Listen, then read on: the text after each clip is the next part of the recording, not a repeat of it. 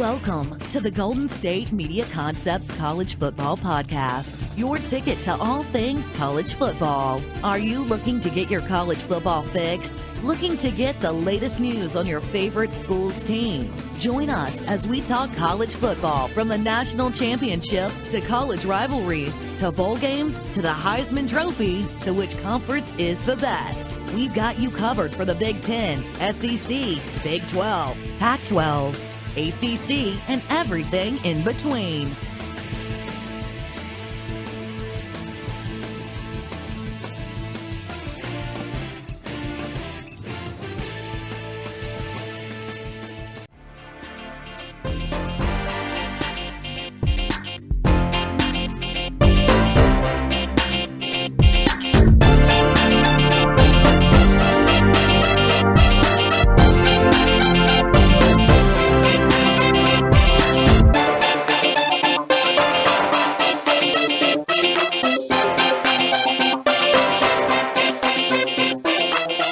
What up? Welcome into the GSMC Football Podcast, the college football edition on a Friday here as we end our week with some college football talk. I am Tom Dougherty, your host. As always, this podcast is brought to you by the GSMC Podcast Network. Today, we're going to go over our Pac-12 coaches. We're going to talk about some teams that took some easy roads on the old non-conference schedule. I know one of my favorite teams to talk about, favorite schools to talk about, is on this list, and we'll be getting to them at the back end of the show. Well, we're going to start off in the Pac-12. I know we finished the last show with some Big Ten coaches. We're going to start off with some Pac-12 coaches in this segment, and we're probably going to carry that over to the next segment as well. So we'll start off up north. We'll go north to south as we come down the Pacific Coast. Over in Washington, obviously, we still have Coach Peterson up there as he came over, remember, from Boise State, and has been at Washington. Was he been in Washington for 5 years now? Chris Peterson over there, as obviously, I think it's going to be the Jake Browning question is the one for me that gets him. I mean, Peterson has been able to really show a ability to innovate offensively, get some good assistant coaches in there.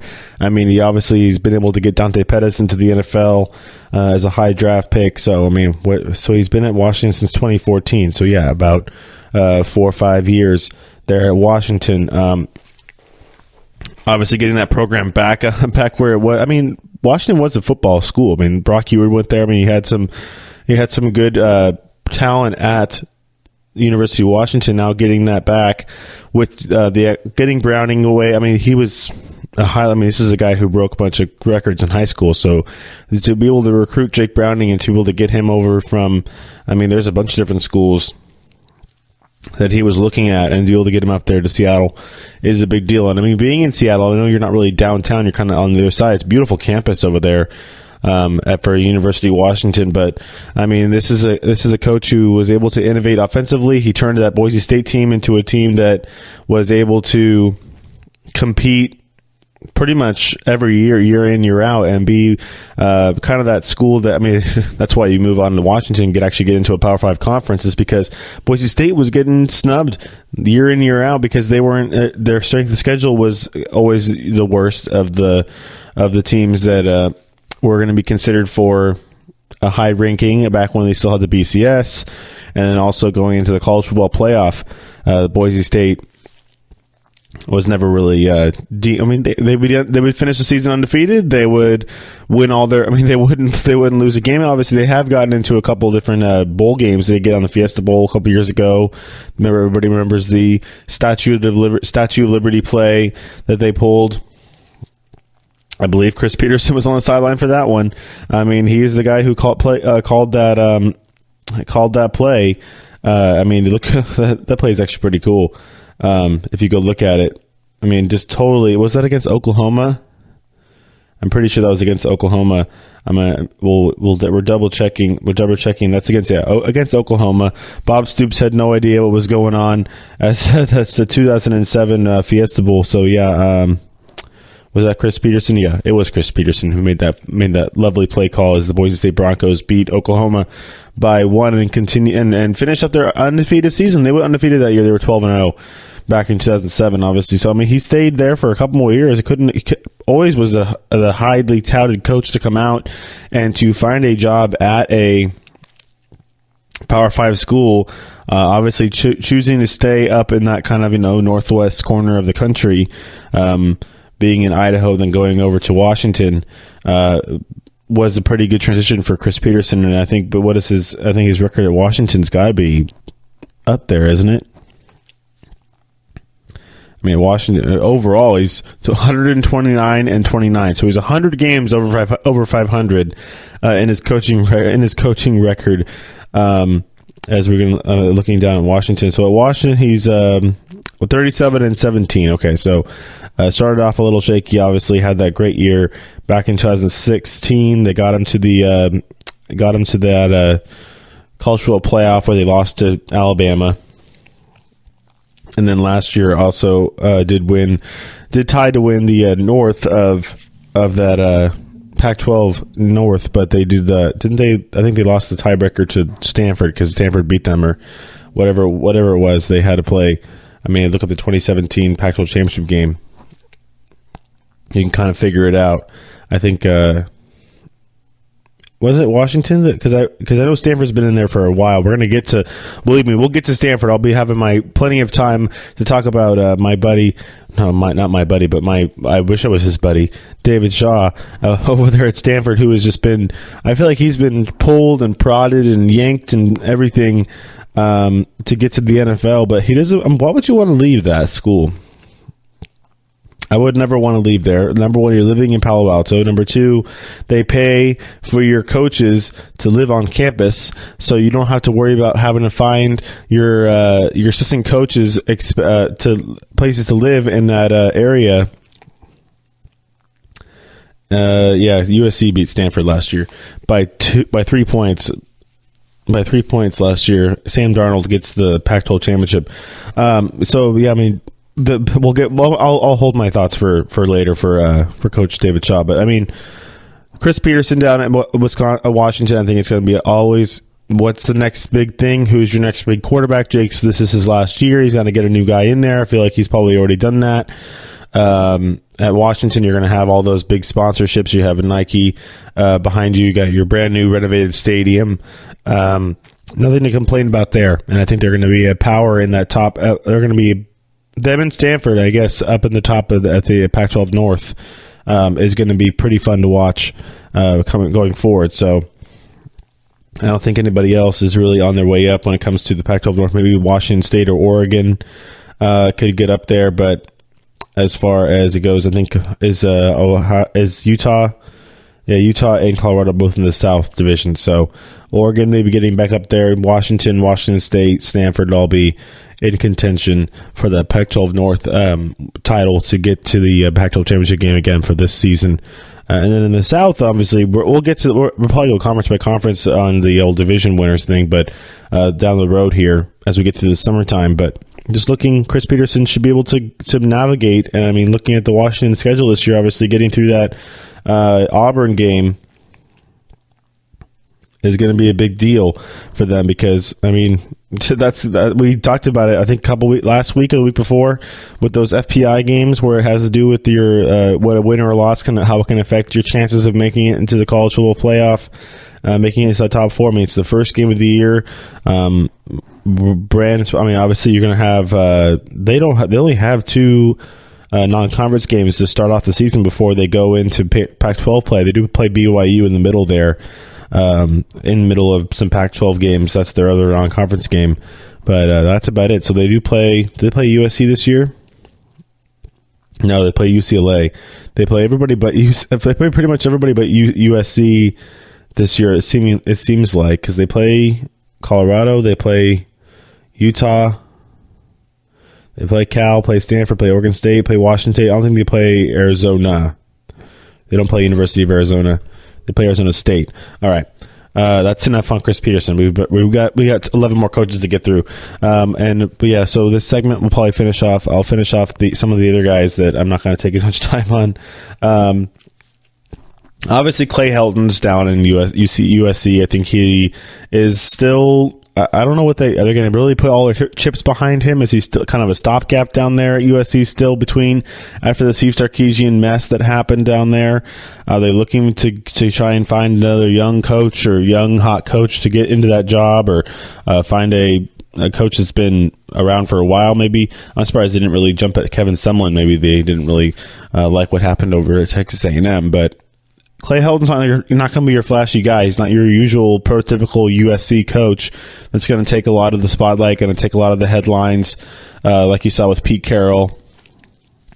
He's not a guy that's going to do that, and he's not really the most cerebral guy when it comes to play calling either. So if you want to innovate an offense, especially with a young quarterback like you're going to have, whether it's JT Daniels or Matt Fink or Jack Sears over there at USC, I think there should be some sort of. I mean, the fact that they couldn't get they missed out on Justin Fuente because they had to get Steve Sarkisian, so that Justin Fuente goes over to what is he on Virginia? Is he Virginia Tech? He took over for Coach Beamer. So Virginia Tech, and you lost. I mean, Tom Herman's at Texas.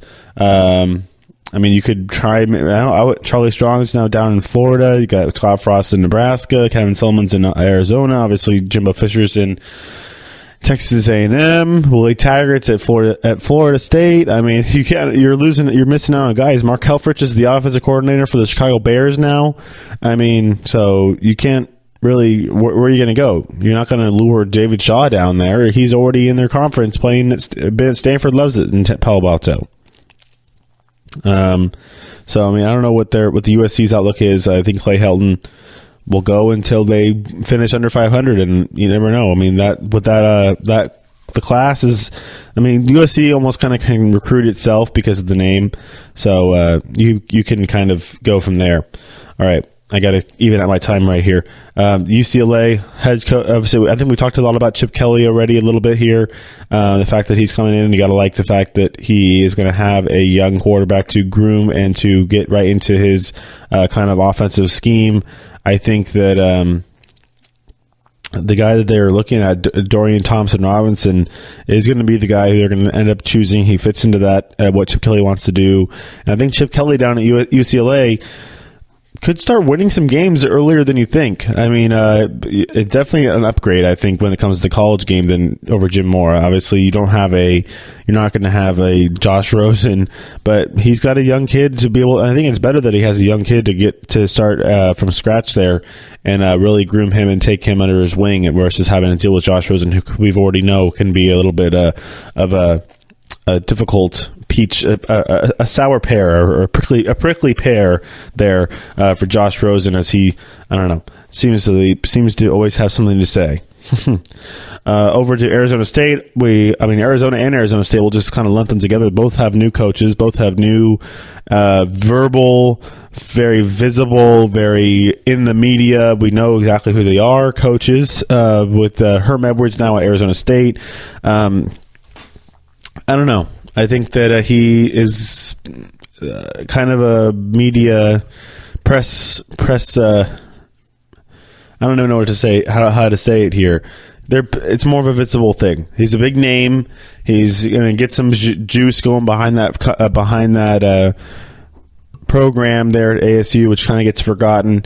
Obviously, at U of A, University of Arizona, they have a little bit more promise with, I think, the fact that they have actually a coach who's been in college football for most of his career, knows college football, knows how to recruit college football. Kevin Sumlin, one of the best recruiters, can start getting guys going down there to Tucson to get some good talent. You have Khalil Tate there, who's a Heisman Trophy candidate definitely this year. So I think Arizona is more in the win now mode versus ASU is kind of like, okay, well, let's see if Herm Edwards can kind of change the culture of our franchise, of our program down in Tempe.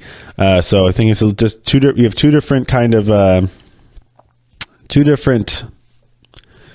goals here. I think 2 different goals. One is like establish a head coach, establish a brand that you're going to use. at ASU with Coach Herm Edwards, or you're going to really go for it with Kevin Sumlin and try and use this talented quarterback that you have and maybe get some pieces around him if he stays for one more year as well after. And Kevin Sumlin can try and go maybe get some JUCO transfers or some other transfers or talented freshmen who can get in there and start playing right away. All right, that'll wrap it up for this segment. We kind of bounced around a little bit. We did Washington, we did USC, we did UCLA, and Arizona State. So there's a couple more down in the south and then the rest of the north. And when we come back, so everybody stay tuned.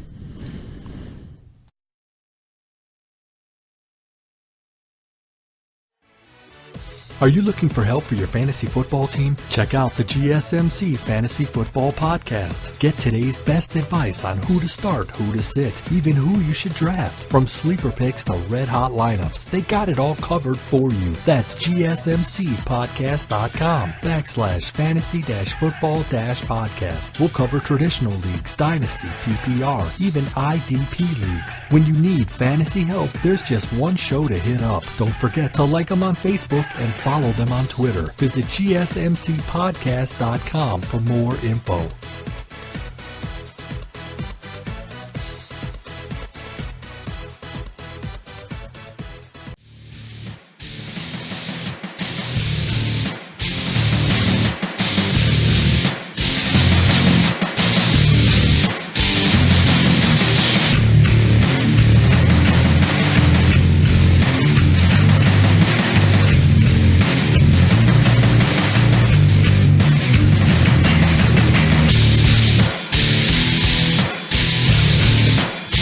All right, welcome back to GSMC Football Podcast, the college football edition. As we come back here, we're going to talk to more coaches, more Pac-12 coaches. Like I talked about before, college football and college basketball, you get a lot of turnover, obviously, in these players. Basketball, they're there for a year if you're lucky, or 2 years if you're lucky, a year usually. And these coaches are the only ones that stick around and are actually there for long periods of time.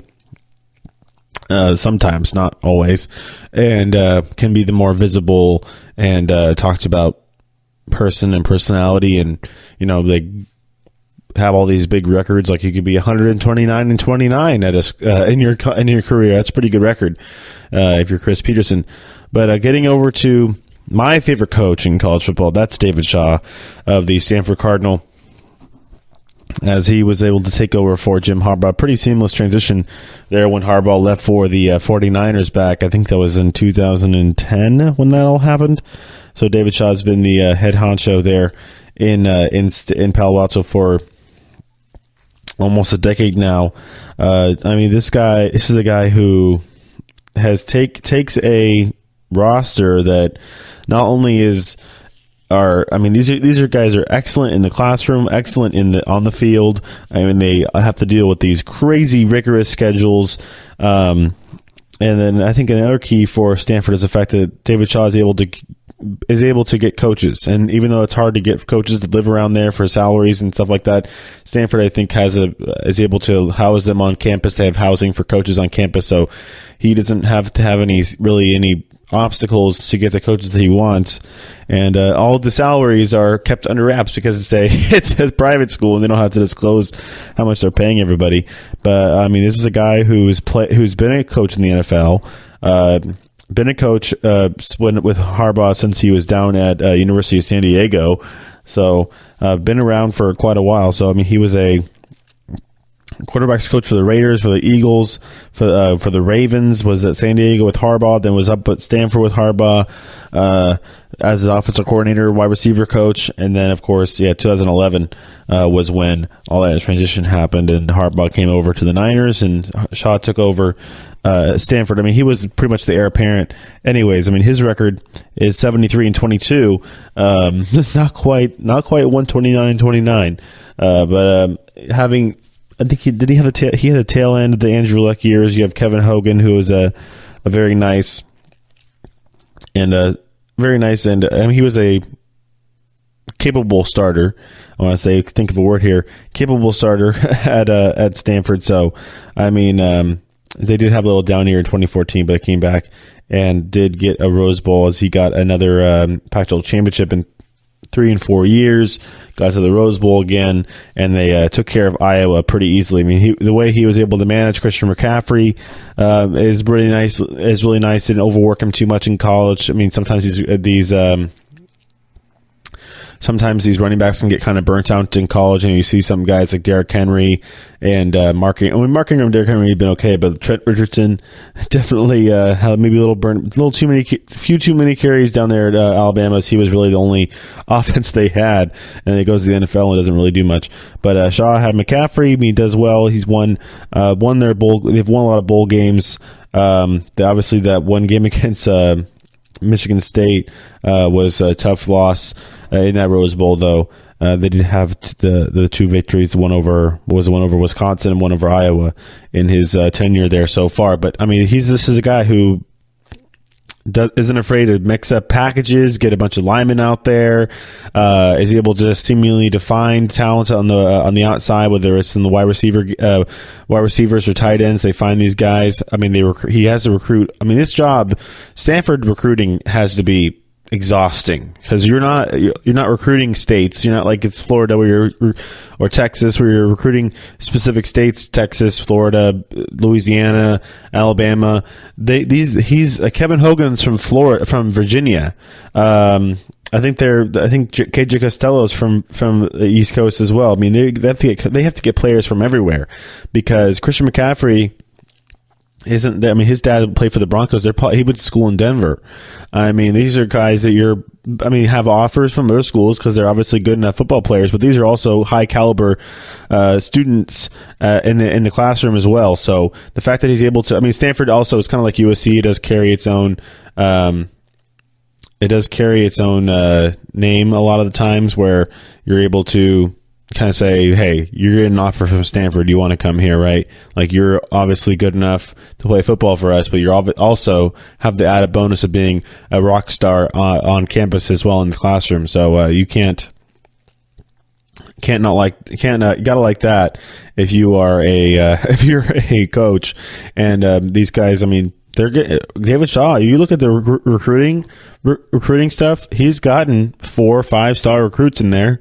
It's getting more and more. I mean, you see it both ways. Obviously, there's guys out there who are really focused on their football careers and are not as more, the football guys versus, both. And he's got a running back there now in Bryce Love, and he's a human biology major. I think he wants to be a doctor or something. So, I mean, this is a guy who rushed for over 2,000 yards last year, almost 2,200 yards last year, or 2,300 yards.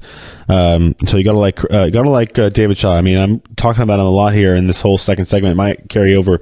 I have to carry over this coaching stuff to the third segment as well, because David Shaw, I can't say enough nice things about him. I do wish he had a little more aggressiveness with the vertical passing game sometimes. Maybe it's a little less to do with his willingness to do that, more to do with what kind of quarterback situation he has. I know he had to deal with all these injuries last year, with Keller Chris going down, having to use KJ Costello. Now they have more injury stuff that they had to deal with over the spring practice with KJ Costello, and who is the other guy? They have another guy over there who who was not able to play either, and they had to get a walk-on, Jack Richardson, to come play during spring football, and did so well that he got him a scholarship. So he said that Stanford, obviously, there's always ways to work your way up there for Coach Shaw, and I mean, the guy's really cool. I mean, go watch him on the NFL draft coverage. He was there I think he was on the ESPN coverage for the NFL draft.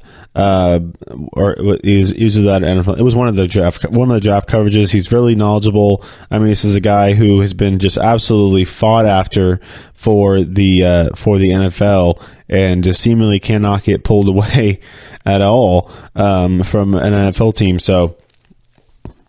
Why would you want to leave Why would you want to leave Palo Alto? I mean, you're right there. I know the Niners are right there. They obviously have their coach, and nobody's pulling at you. But I feel like he has almost been kind of scorned by the NFL, or he's scorned the NFL, and they're kind of moving. Maybe they're either moving along, or he's not old. So I mean, the guy is only 45 years old, so he's got a couple more decades of coaching ahead of him if he wants. And I mean, if he gets to the NFL eventually, he gets to the NFL eventually. But what he's done at Stanford has been quite impressive. As being the Stanford head coach, that you get a lot of leeway with your AD. There's a lot. I mean, Stanford sports athletic director is pretty darn busy. Obviously, football is one of their biggest sports, but it's not like most schools where football is the biggest sport. Stanford, the basketball is huge there. Women's basketball, volleyball, golf, tennis, swimming, soccer. Women's soccer is amazing there. I mean, Stanford is they don't mess around with their athletics. So I mean, golf, they've been great. So I mean, he has a lot of competition, not only around the nation, but on campus as well. As speaking of golf, Tiger Woods fans out there, close your eyes. The Tiger's not having a great day today, but just FYI, Tiger. Speaking of a Stanford guy, Tiger is a Stanford played for the Stanford golf team back in his amateur days. But David Shaw, I think he is eventually going to end up being in the NFL. Maybe not. Maybe he can be a Nick Saban where he's like, no, I'm good here. Would not be surprised there. I think he's a big quarterback away. He's always been able to get those big offensive linemen. They have a great line play at Stanford, whether it's defensive and or offensive line. They get guys drafted a lot.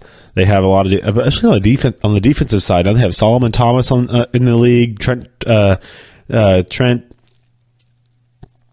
Willie, I can't remember what his name is, but he was on the Redskins for a while. Big D lineman. They've had, lots of linebackers. Now they got Blake Martinez as linebacker for the Packers. Obviously, Andrew Luck just finally threw a football. I bet you David Shaw's happy to hear that. Andrew Luck's finally throwing, but down there in Indianapolis, obviously you got Christian McCaffrey. Bryce Love's going to be a high draft pick. You had a bunch of defensive guys go. You got a guy, Super Bowl champion, in Jordan Richards. Go Bulldogs, by the way. Jordan Richards, product of Folsom High School, and who went to Stanford and played under Coach Shaw, and is now playing for the New England Patriots. But no. Stanford's always been interesting. They were a down franchise. They were a franchise a down program, not really known on the football. Now that I think they've been up. Harbaugh definitely set the tone. Obviously, Jim Harbaugh, being the coach that he is, he set the tone. But I think that David Shaw, was he really able to take those reins and just run right with them? Because it's been a few years. Obviously, it's been 5-6 years. 7-8 years since that happened. And obviously Harbaugh already on his second job with the Michigan Wolverines after his stint with the Niners, taking them to the Super Bowl and such. But Coach Shaw, don't think he might be the coach of Stanford till he retires. I would not be surprised, because he's got a good thing going. Obviously, gets as a great recruiter, is able to go across the country, get these guys from all over the place that can show the academic prowess and the ability on the field as well. So he's risen to the challenge. He's thwarted off the calling from the NFL. He's been able to really groom these players. He always seems to find another talented guy. I think that there's going to be even more and more guys. Bryce Love's been around for a while, but obviously he was under the shadow of Christian McCaffrey. And once McCaffrey leaves, Bryce Love really shines and blossoms and turns into a Heisman hopeful, just like McCaffrey was when he was here too. So Stanford's had, talk about, they haven't had a winner yet, unfortunately. But look at these schools that have had players, at least even in the top four or the final four when it comes to the Heisman voting. The Stanford team has definitely had its fair share of guys. Andrew Luck I think he got snubbed at least once. He probably should have won it once. Christian McCaffrey was in there. So was Bryce Love as well. So Bryce Love will likely be in the conversation this year as well. So Got to hand it to David Shaw, one of my favorite coaches to watch, one of my favorite coaches to listen to. Is he's great on TV as well. I'm sure he'll have a long extended career, whether it's on TV or just on the sidelines the whole time for the Stanford Cardinal.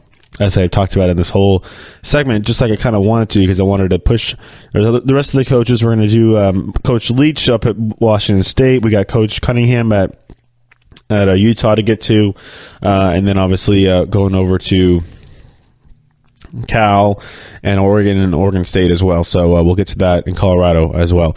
So we'll do that in the third segment before we talk about some of the easier non-conference schedules that we have to go over in the fourth segment. So we'll do that when we come back. So everybody, stay tuned.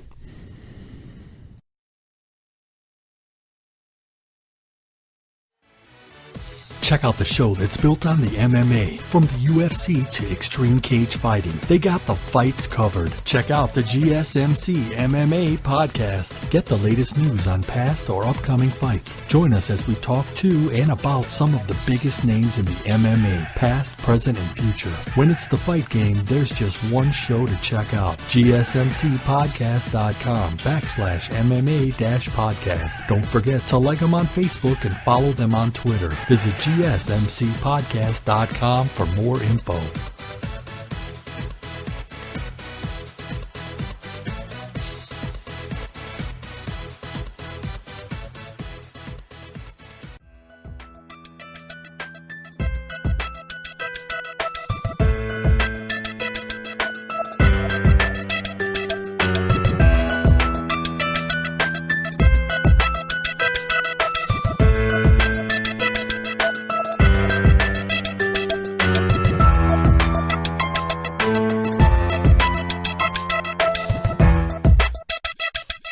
All right, welcome back, GSMC Football Podcast, the college football edition. We're going through various college football coaches by conference. Today is the Pac-12. We talked about David Shaw for a while on that last segment because I love David Shaw so much over there at Stanford. Love what he's doing at Stanford. Obviously, that program got kind of turned around by Jim Harbaugh, pulled out of the muck and became a power in the Pac-12. I mean, became a perennial power in the Pac-12, and even this year, without much direction with quarterback and injury issues, I think KJ Costello will end up being the guy who pokes his head in front of everybody else. I think he showed off the talents last year as well as a freshman, and then having Bryce Love right there is always a help. I mean, when you have Bryce Love and you can basically make the linebackers come out. I mean, play action. Stanford play action next year should be absolutely deadly because of Bryce Love. So whether they're going to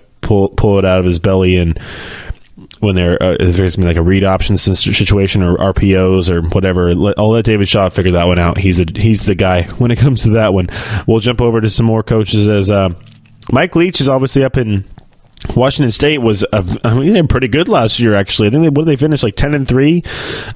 But you got to give the guy credit. I remember him over at Texas Tech was the air raid offense, throw it everywhere.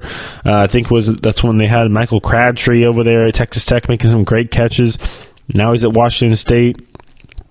And he's trying to change the culture there too. Not really the biggest football power school. I mean, I think their biggest sports graduate as of now is for those who don't know. But Klay Thompson, the shooting guard for the Golden State Warriors, three-time NBA champion. He went to Washington State for basketball, but not really no big football names coming out of there yet. He's been there since 2012, actually, so he's been there longer than David Shaw, or no, almost as long as David Shaw has been at Stanford as the head coach, at least longer than Chris Peterson at Washington. But looking at his record at Washington, it's not too shabby. 38-38 right now.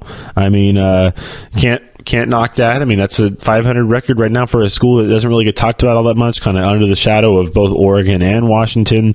So Washington State kind of out in the middle of Palouse and Pullman, Washington. out there. Beautiful campus, actually. Definitely want to get up there and go see a game. This is a really nice trip, but it is kind of out in the middle of nowhere, and you can really focus on a lot of football when you're out in the middle of nowhere. That's for sure, and you can focus on your passing game. Obviously, Luke Falk, no longer there, so we'll see when Mike Leake will make his decision on the next quarterback for Washington State. But they definitely, I'm sure he has an idea. If they haven't decided yet, there'll be a big pocket passer again, just like Luke Falk was, and we'll see who it is going to be. Obviously, they had to deal with a tragedy over the offseason this year due to the loss of one of their players. But Coach Leach, hopefully, everybody will work through that and be able to get on the field and have a successful season. I'm sure dedicated to the young man who did pass away over the offseason this year. So we'll jump over to Colorado now. Coach Whittingham there, Colorado got. That's Washington. Coach Mike McIntyre is at Colorado. Coach Cunningham's at Utah, as those two schools are just still trying to work their way into the Pac-12. I think Utah has shown definitely flashes of being a really interesting and fun team to watch for sure. They've had some bowl success. I think Colorado is also on their way to being being tough in that Pac-12 South. They've had shown good defenses. They need to get their offense, I think, figured out a little bit more. They've had some guys even get drafted, I think, from the defensive side. They've had some talent as well as Coach McIntyre. I mean, I think did they even have a 30 for 30 made on him? But Colorado, I think that the biggest focus for them is being able to, get that offensive stuff figured out, be able to stop the run, and then getting the ball back for their offense to get figured out. I mean, this season they're going to have an interesting schedule. This is the team that is going to be going to Nebraska to play that Scott Frost Nebraska team. Then they also host UCLA. They host Arizona State. They're tough road games. They're going to have to go to USC, to Washington, back-to-back weeks. That'll be a tough one. And then they go to Cal and Arizona. Those are their road games. And no Stanford on the schedule this year. This should be a year where they can actually reel off some wins. They'll have a tough one against Washington State. They'll be at home though. Like I said, those two tough back-to-back weeks. October 13th and 20th at USC, at Washington, for the Buffaloes. So Coach McIntyre I'm sure will be able to get a nice game plan for that one. But I mean, as far as his record over the year, I mean, they're still kind of, I'd say, as far as it goes with schools who have been in these conferences for decades, they're new. They're still new. They just got into the Pac-12. I think, what was it? 2011, so yeah, 8 years ago. I still consider that new. Haven't even gotten to the 10-year anniversary of moving in there, and they're in the South Division, so you're going to be battling the USCs, the UCLAs. This is probably a year maybe they can make a move and get into, maybe fight for that South Conference title, Division title, because I mean, they've been able to get it going with the offensive defense working together. There's no Sam Darnold anymore. There's no Josh Rosen down there anymore. Yes, you do have to deal with Khalil Tate. That's going to be a tough one, as they do have to. I think they do play at Arizona. We just talked about that. So they're going to have to figure that out. I didn't even know they have a rivalry. They have a rivalry with Nebraska. So I guess this is a rivalry that's been going back since 1898 when they had their first meeting, these two teams. So yeah, they've had a rivalry. Colorado and Nebraska, obviously, I think it was more in the 80s when both these two schools were actually really good and were playing against each other a lot, as they... In the 80s, both teams were obviously really good. They were all ranked pretty high, as you say, number 3 Nebraska, number 2 Colorado in 89. So there you go. That's a pretty cool rivalry that Coach McIntyre and Coach Scott Frost get to renew this season in Lincoln. All right, going over to Utah. Utah is Coach I think it's Coach Cunningham there, or Whittingham, Kyle Whittingham. I said Cunningham. I don't know what I said. Coach Kyle Whittingham. I know his name's Kyle. Kyle Whittingham there at Colorado, at Utah, as they've been interesting. They've been an interesting football team. Obviously, they've been a much more athletic team, smaller, more of a speed offense. Not getting obviously the biggest recruits you're going to get, but you're going to get guys who are hungry about football, want to play football. I'm sure that their offense is starting to figure out. This is actually interesting because I have more connections to college football with. I went to Folsom High School over there in the east of Sacramento, and the co-head coach when they were winning a lot of those two championships was Troy Taylor, and Troy Taylor went up to Eastern Washington to help them out. I think he did some offensive coordinating now with I think Coach Kyle Whittingham. His family also is some of them out here. I went to school with his nephew, and got Troy Taylor to come over to Utah to get that offense now into his system. And this is a guy who has been a quarterback for Cal. I mean, he was a coach for Jake Browning, so now he's gonna be coaching against Jake Browning this year, which is pretty cool. But yeah, now he's the offensive coordinator and quarterbacks coach at Utah, and he'll be working with those guys there in University of Utah's in Salt Lake City, or it's that's where in Logan's where Utah State is. Guys, where they're going to be figuring that, getting that going for them there. Obviously, yeah, over there, and it's in Salt Lake City. I was right. All right, Kyle Whittingham. We did Mike Leach. Oh yeah, we haven't gotten to Oregon yet. We haven't gone over to Oregon. Oregon has two new coaches, actually, with Mario Cristobal coming in to coach the Oregon Ducks, who was supposed to be it was kind of a good year this year. They finally kind of got their a new roster turned over, got some new recruits in there. Obviously, Mario Cristobal is dealing with Willie Taggart wasn't there very long, so he wasn't really able to get a full 4-year class into Oregon there very easily. But I mean, obviously, he's going over to Florida State, got a little different offer, but. I think that getting Mario Cristobal in there is definitely a good change of pace. And how long was Willie? 1 year at Oregon. So getting a new coach. I think he was kind of had one foot out the door. It always seeing that opening at Florida State was just too good to be true. But getting Cristobal in there, obviously he's been at Oregon for a little bit. Was the offensive coordinator, and then also was at Alabama for the last 3 years as well. So. Before that, so you got a guy who's got championship experience, has been into these been to many bowl games with Alabama, even had a good success with FIU, Florida International University, as a head coach. So, I mean, yeah, he was at FIU, not the best success, but they get to one bowl game, and then like I said, with Oregon. Did have to take over. Did do that one. Did coach that one game, but he did with that bowl game because Willie Taggart was leaving to go to Florida State. But you come back this year. They did lose Rose Freeman. That could be a bit of a hit. But I think they're gonna with that. Oregon over there is always going to be a recruiting. It's going to, like I said, it's going to be one of those schools that's going to be recruited. It's going to recruit itself. I said the same thing for Stanford and USC.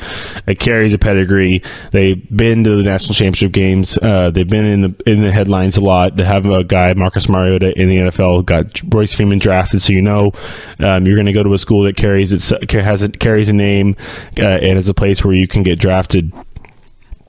Not easily, but you can get drafted if you are put in the work and put in the numbers at Oregon. It'll carry itself. And then Oregon State, I mean, that's the kind of the opposite of the coin, where this is a team that has not been in any headlines except for the ones you don't want to be in. They had to, I think, beg this guy to be head coach because nobody really wanted to go do it. It was kind of a job that nobody wanted, but. They do get a new coach in there, trying to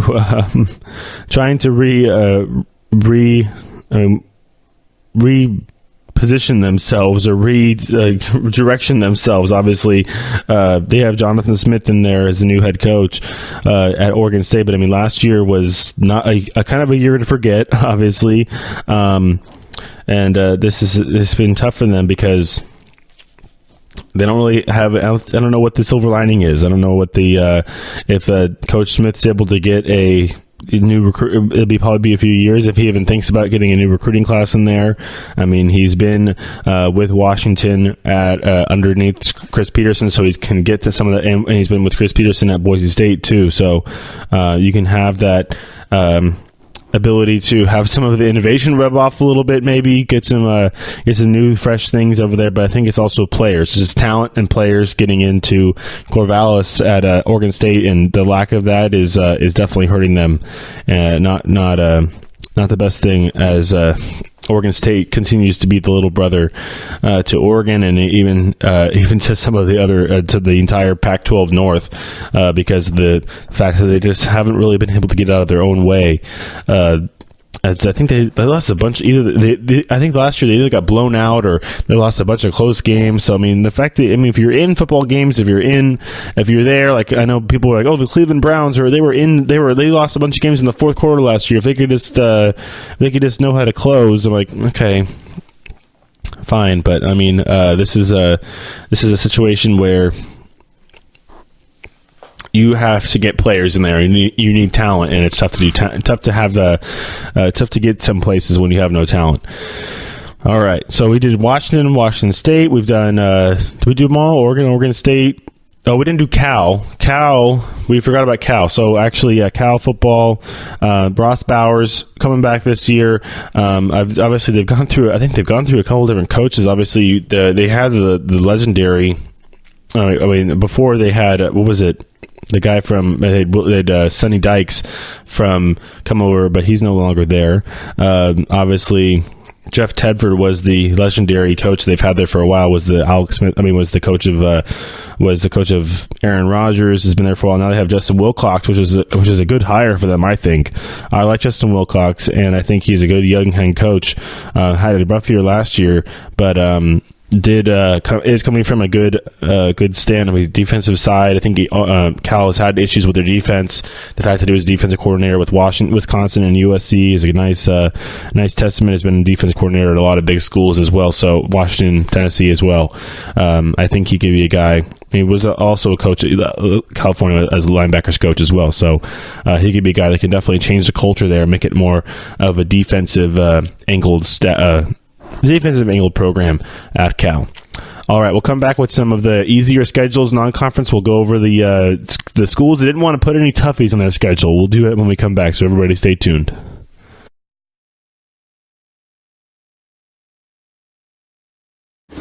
Check out the show built around the women of MMA. From the UFC to the extreme cage fighting, we got the fights covered. Listen. It's the Golden State Media Concepts Women's MMA Podcast. The latest news of upcoming fights, discussions of previous matches. Join us as we talk to and about the biggest names in women's mixed martial arts, past, present, and future.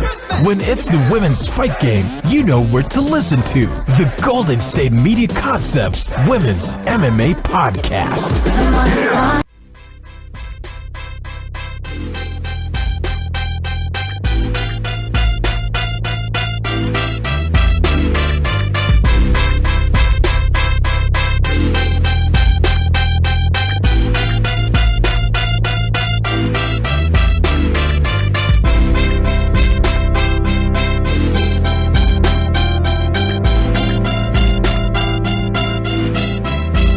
All right, welcome back to GSMC Football Podcast, the college football edition on a Friday here as we go into Father's Day weekend. Everybody wish your father a happy Father's Day, as it is going to be a fun weekend of sports. Obviously, the World Cup has started. It is upon us. We have the U.S. Open. We have a good baseball weekend as well. Everybody, if you're baseball fans, go listen to my GSMC Baseball Podcast as well. I'll be doing that just right after this show. And it'll be available for you. Now, if you go type in GSMC Baseball Podcast into your whatever you're listening to this on. All right, going to this last segment of the show today, as we were talking about, I actually did come across, I love scheduling, especially this far out, looking at the schedules. Obviously, we talked a lot about the Nebraska schedule, talked about a lot about the Wisconsin schedule in the Big Ten, Iowa. Big Ten scheduling is weird to me in general. But as far as easy non-conference schedules, you're going to find that one of my favorite teams to rant about is on this list. That'd be Wisconsin, who have scheduled some real toughies in the beginning of their season. There's some schools that don't like to leave that won't schedule road games to start the season. Some schools that will, but the number one actually, Wisconsin, number one they play is Western Kentucky. Then they go New Mexico, then BYU. It's like, can you throw somebody in there? At least Nebraska got a storied rivalry back together. It's not the toughest Pac-12 school, but it's a Pac-12 school. It's not Western Kentucky, New Mexico, and BYU, who haven't sniffed a Power 5 conference.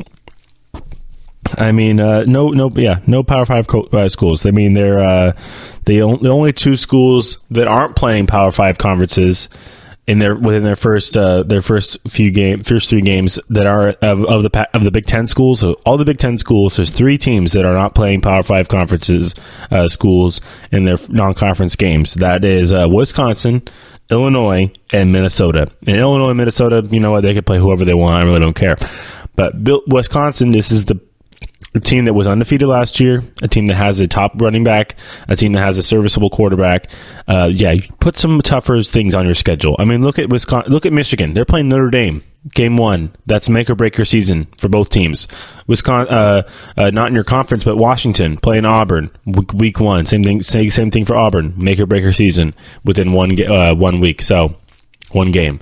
Wisconsin needs to do something. The rest of the schools on this list, nobody I'm really pissed about except for Georgia, maybe, is Austin Peay, Middle Tennessee, UMass, Georgia Tech. Nothing really there. They don't really have one. Georgia Tech is a Power 5 school. They're in the ACC, but not really the biggest ACC school. No, not a Clemson, not even in North Carolina or a Virginia Tech or something like that. Also on here, Washington State's only nothing. They haven't really scheduled much. Virginia, I think they do play Indiana, but that's about it. Arkansas and Indiana's nothing to write home about. Rutgers, Texas State, Kansas, Buffalo. They need to start with an easy schedule. So does Kansas. They're doing Nicholls State, Central Michigan, and Rutgers. That's interesting. But I actually wanted to get to. I did think about. What about schedules that are cool? Actually, kind of cool schedules. So there's schedules to look at if you like Navy. Navy this year, they go to Hawaii. They also play a game in San Diego because I guess they play Notre Dame every year as the rivalry every year. Notre Dame and Navy play, and I guess they alternate between South Bend and then a neutral site. So last year they played at South Bend. They've also played at Landover, Maryland, which is where the Redskins play. It's basically a kind of a home game for Navy, being in Annapolis. I've also played in Baltimore as well, where the Ravens play, but M&T Bank Stadium and then FedEx Field, respectively. Now they're playing in San Diego. They're going to go play at where the Chargers used to play. Used to be called Qualcomm. Now it's called the San Diego County Credit Union Stadium or something like that, down in San Diego. So that's going to be cool for both those schools, actually. Both teams, obviously Notre Dame does get their Thanksgiving game in California as well. They're going to be in USC this year. But the fact, that's a pretty cool thing for the Navy, those midshipmen guys. They're going to go to Hawaii, go play against their coach's alma mater, where their coach is from, as he's going to be going back home, and then play San Diego, obviously, as well. They're also going to have a game against UCF in Orlando, so maybe a little Walt Disney trip. They're also going to be playing Tulsa this year, so if there's any music jazz fans, they're going to be in New Orleans as well. So pretty cool. If there's any team to follow around this season, if you got some time in the fall and some cash to spend and or freaking flyer miles you want to burn, follow around the Navy football team, because you're going to see some sights that are going to be cool. You're going to go to Hawaii, you're going to San Diego, New Orleans isn't bad, or I can't knock Orlando. I like Disney, so it's pretty cool. There's another couple of games we've talked about a lot as well, as far as looking at cool schedules. Washington, Auburn game, that's going to be a fun one when the season comes along. I just talked about that. It's the fact that they scheduled two tough non-conference schools. Two tough schools not in the same conference going to be playing each other. Washington this year in the Pac-12 doesn't have the roughest go at it, but Auburn, they're in a tough SEC. They don't have any. There's not really that many breaks in that schedule. Maybe when you play Tennessee or Kentucky or something like that. But I mean, looking at their first 2 games, so that's one of the ones we highlighted about when it comes to the FPI and when it comes to the what was the other acronym I used when it comes to the. I think it's NOR or something like that, which is like the percentage of the percentage chance they have of making the college football playoff this year, based off of a road win. Obviously, it's going to be at the Mercedes-Benz Stadium in Atlanta, so technically more of a home game for Auburn, but still not in their home state. Another team, both guys are going to be playing on a neutral field. And then down at Michigan and Notre Dame, obviously that game used to be. It's a rivalry. They haven't had it. I don't think they had the game on the schedule for like 3 or 4 years. So the fact they're bringing it back is pretty cool. Obviously, both teams are thinking they're going to be able to fight for a national championship game. If they both start with a loss, if either of them start with a loss, it's going to be a major hurdle for them to have to overcome throughout the rest of the season. Probably have to go perfect the rest of the season. In their schedules, obviously Michigan's schedule is not. Jim Harbaugh in the first year that he actually has a full actual maybe a competitive roster and a good quarterback that he can groom for the year that he's going to have him. They have to play, I think, 5 teams that had above had 10-win seasons last year. So I'm peeking at their schedule again because I can never quite remember all of them. Picking at their schedule for this year, I mean, yeah, you open against Notre Dame. You got your two cupcakes against Western Michigan and Michigan and SMU, which is not a cupcake. Then you got Nebraska at home. You play at Northwestern. They won 10 games last year. Yeah, you get Maryland at home. That's nice. You play Wisconsin at home. They were undefeated. You play Michigan State at Michigan State. They won 10 games. Penn State won 10 games last year. You're going to play them at home. So they're going to play Michigan State. I'm sorry, they're going to play Penn State, Michigan State, and Ohio State, and Wisconsin. And as they finish with Ohio State at Ohio State. So, I mean, obviously, fortunately, they have the Rutgers and Indiana games to get healthy against in the middle there. But being in that Big Ten East is not an easy task. Obviously, Michigan State, Penn State, Wisconsin, Ohio State, and Northwestern. Those are all those 5 teams that finished with 10 wins last year. And Notre Dame, obviously, as well. So, yeah, that'd be the 10 teams. Or is that 5 of the teams? Yeah, 5 teams and Notre Dame. So, I mean, the fact that the Big Ten was good last year, the Big Ten East was good last year, too. I mean, that's why when you have this disparity of, like, your top 5 teams are really good, your bottom 5 teams are really terrible, or bottom 6 and top 6 or whatever, I think it's 14 teams, it'll be 7 and 7. For the Big Ten. He had lots of good competition there in the Big Ten. You look at also other schools that like to start games at home. I know I talked a lot about Iowa's schedule. And I mean, they're not going to be they're not going to be out of their stadium until mid-October when they do their first road game. Same thing for Oklahoma State. I mean, they don't really leave. These teams are scheduling a lot of home games to start off, back-to-back home games. There's also teams like North Carolina.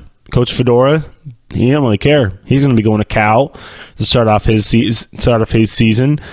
Big cross-country trip to Cal. And I mean, the second road game is against East Carolina, which is pretty close compared to Cal. I mean, about 3,000 miles closer.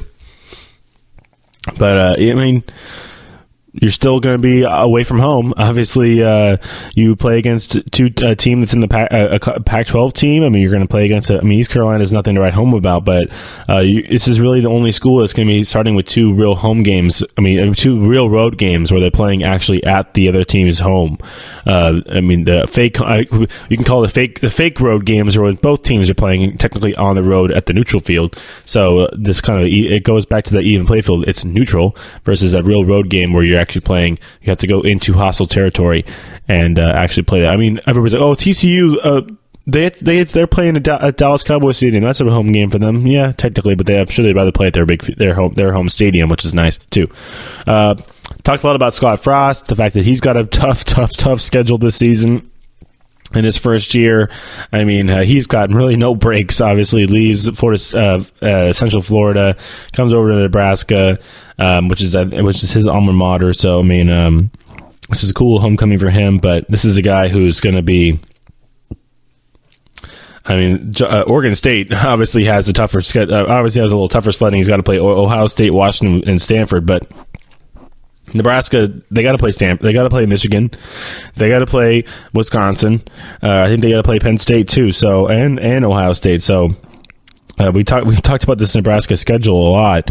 I never can really remember the entire way through it. Obviously, they played Colorado and they're rehashing out that rivalry. You're at Michigan. You're at Wisconsin. You're at Notre Dame.